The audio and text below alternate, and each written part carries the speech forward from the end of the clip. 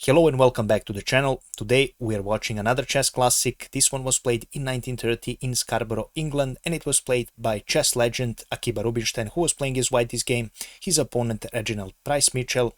You will see a true way to attack against weak king with some amazing bishop and knight ideas, infiltrating into the enemy's position and basically suffocating the black's king. A spectacular game you will truly enjoy. So without further ado, we will go straight into the game. So Rubinstein opened the game with d4, we have knight to f6, c4, and e6 was played for black. We have knight to c3 and bishop b4, Nimzo-Indian defense. For now, this square e4 is protected, so white cannot play that. That is the reason e3 is played. We have castle for black, and right now Akiba Rubinstein was a great theoretician, and this move, knight to e2 was actually a novelty in this game. Up until this game it was played, it was a completely new approach to Nimzo-Indian defense. So basic idea of this move is that right now if the bishop takes, white will not ruin his pawn structure and he will retake with his knight here on c3. We have d5 on the board because right now c4 pawn is undefended. Black undermines the center. We have queen to b3 for Rubinstein, attacking this bishop and also defending this pawn. Bishop retreats to e7, and right now g3 is played with the idea to fianchetto this white square bishop as this diagonal is closed. We have c6 on the board played for black, and right now bishop g2 for white, continuing his development. Knight b to d7, and right now we have a small trade in the center. C takes on d5, e takes on d5, and castle for white is played. A rook to e8 for black, trying to take advantage of the semi-open e-file. We have bishop to d2 played for white. Black continues with bishop to d6, although this is not the happiest square for this bishop. As you can see, it aims at this chain of pawns, unfortunately, but at least he opens the e-file for this rook, so that was the main idea. We have queen to c2 for Akiba Rubinstein with the idea to take control of the e4 square. We have knight to f8. Right now black tries to rewind his knights and maybe invade with g6, or depending if it's needed on e6. We have f3 on the board. The main Rubinstein's idea is to push this e4 pawn, but he has to be careful. This pawn has to be protected, and also you have to have enough pieces to protect the e4 push. Bishop c7 was played for black with the idea to open up the d-file and also to possibly pressure this d4 pawn when the e4 pawn is pushed. We have rook a to d1 with the idea to protect this pawn when the push happens. We have knight to e6, again pressuring this pawn. Everything is about this pawn and this pawn push, of course.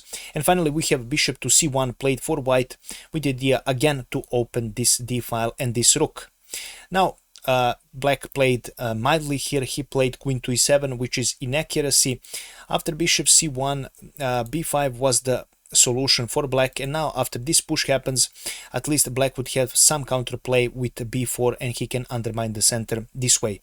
But after queen to e7, which is sort of passive, Akiba Rubinstein now has this move e4, which happened in the game. We have d takes on e4, f takes on e4, and bishop b6 played for black. A decent move, again trying to pressure this pawn and putting it on a much better square. As you can see, this bishop is better here than aiming at this blocked diagonal here. We have king to h1 right now because you want to remove yourself from the possible pin. Rook to d8, again pressuring this pawn now 3 times. We have e5 firstly for Akiba Rubinstein, attacking this knight.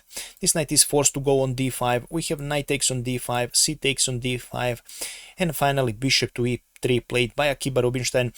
So basically all of white's position, all of white's positional problems are gone, because now white has a decent structure here. He blocked the position and there is no way for black to counterattack. The white is only that will lead the attack, which happened in the game, of course. We have knight to c7 played for black. White continues with queen to d2. We have h6 now on the board. As you can see, the main threat was actually putting this bishop here on g5. If black is careless, bishop g5 would leave you in a lot of trouble. So h6 is played to prevent that. White again wants to do the same. He doesn't want to give up his knight with possible bishop g4 plays. And we have a bishop to e6 played for black. Black now shuffles his pieces, waiting for white's approach. But right now Akiba Rubinstein Rubinstein starts the attack with knight to f4, firstly attacking this bishop and putting this knight on a really nice square, and later this knight can mainly jump here. That was the main idea here. For white, we have knight to e8. Again, black doesn't know what to do. He wants to keep his pieces closer to the board, to the king side part of the board at least, to try and help if the help is needed. We have knight to h5 right now. Again, this knight is put on a really nice square here, and right now a lot of tactical attacks open up in the game. Of course, you will see them all. A g6 is played here in the game, which is a mistake, but there was nothing much you can do here. The one way to continue this game was to either play king to h7 or to play queen to f8, but with g6 this basically allows this to happen. Now black saw that he cannot take this knight, unfortunately, and he plays rook d to c8. I will now show you after bishop takes on h6 what would happen if g takes on h5 is played. You don't go immediately, of course, because this square is covered by this dark square queen, but firstly you use your rook to block this square, and right now after knight takes on f6, queen g5 is what follows, and after king to h8, queen g7 is checkmate. After rook to f6, game is pretty much over. There is nothing you can do. White will continue with his attack, and pretty much you will be either forced to give up your queen or get checkmated.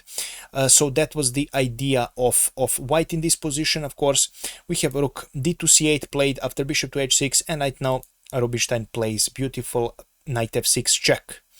Again, after knight takes on f6 is played, you continue with e takes on f6, right now attacking this queen. Of course, we will now go back. The game is almost over. After knight to f6, if you decide to move your king to h8, then white continues with queen to g5, and right now any random move, for example, if you play any random move here as black, white has this beautiful bishop to f8, and there is no way of stopping the checkmate. If you play queen to f8, then we continue with queen to h4 check, and after king goes on g7, queen h7 is the checkmate. After bishop to f8, if you decide to pick up with your queen here, of course this is a possibility, but not good possibility. Queen h6 check, and after king goes on g8, you will simply pick up this queen, and next move is bishop g7, and what follows is checkmate either on h8 or on g8, so the game is done again.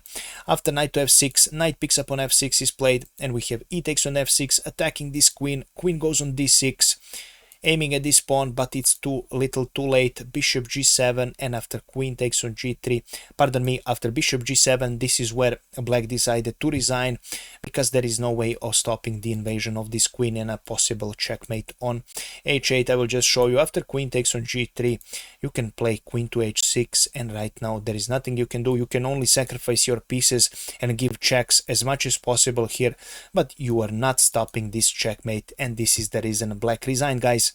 And this is of course all I have prepared for you today.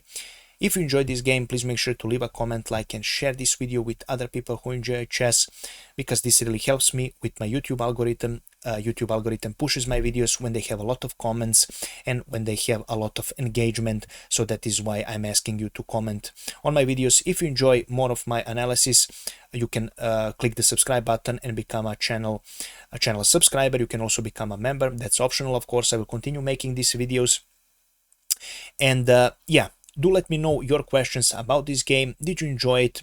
Have I missed something in the analysis? Do you like watching Akiba Rubinstein's games? And this attack is very commonly seen in games. I forgot the name of this mate. I don't know of this mate. I believe it's called Lolly's mate, with the pawn is here, something like this. But a very common theme and a very common pattern that happens in the games, and a really exciting thing whenever it's on the board. Yeah, guys, thank you so much for watching, and we will see each other in the next video. I wish you a pleasant night. Bye bye.